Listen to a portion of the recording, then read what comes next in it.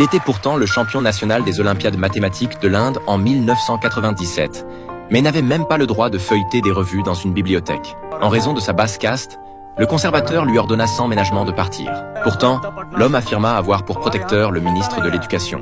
Il faut dire que le ministère de l'Éducation avait organisé auparavant un concours de mathématiques. Grâce à son talent extraordinaire et à ses efforts acharnés, Jack remporta aisément la victoire, ce qui stupéfia le ministre de l'Éducation.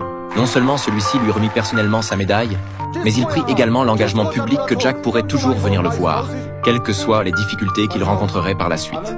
Les paroles du ministre donnèrent indubitablement à Jack une motivation immense.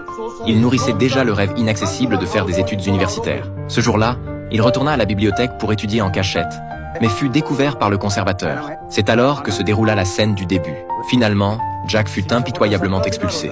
Le bibliothécaire bienveillant eut pitié de Jack et s'approcha de lui pour lui révéler un moyen de lire gratuitement. Si tu résous cette énigme difficile de la revue et la publies sous ton nom, tu recevras cette publication gratuitement à vie. Bien que cela semblât difficile à réaliser, Jack, une fois rentré chez lui, choisit un problème mathématique que personne n'avait réussi à résoudre dans la revue. Il écrivait des formules sur un tableau noir délabré, tout en effectuant mentalement des calculs à une vitesse vertigineuse. Lorsque tout le tableau et les murs furent couverts de chiffres, il parvint à résoudre ce problème de niveau mondial. Tout excité, il courut pour envoyer ses résultats de recherche à l'étranger. Mais à cette époque, le courrier international coûtait une fortune.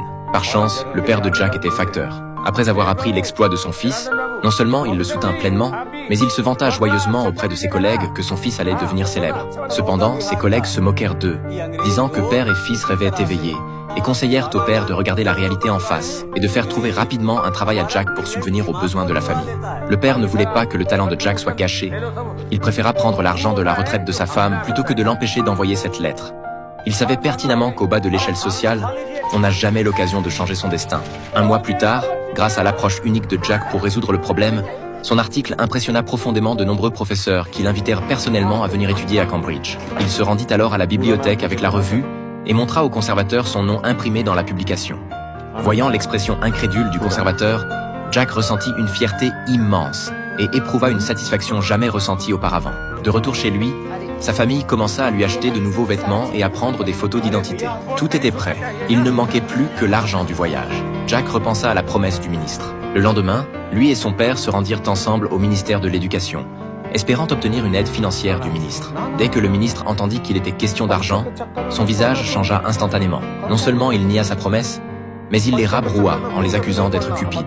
Jack sortit sa lettre d'admission et voulut reprendre la parole. Mais le ministre ordonna directement à ses subordonnés de les chasser. À ce moment-là, une barrière invisible sembla bloquer définitivement le chemin de Jack vers les études. De retour à la maison, le père commença à chercher des moyens de réunir l'argent. Il essaya de demander humblement un prêt à ses collègues. Il essaya de mettre en gage les bijoux en or et en argent de la famille. Il essaya aussi d'hypothéquer la maison pour emprunter à la banque. Mais sans exception, il essuya de cruels refus. Le père, découragé, pensait que le génie de son fils était entravé par la pauvreté de leur situation, et il ne put s'empêcher de ressentir de la culpabilité. Un jour, par une nuit d'orage avec des éclairs et du tonnerre, le père, consumé par l'anxiété, s'effondra au sol. Pour sauver leur père, les deux frères firent la course contre la mort dans cette nuit de pluie battante. Mais au moment crucial, la chaîne du vélo se détacha soudain, retardant les soins. Ainsi, la vie du père resta à jamais figée dans cette nuit pluvieuse.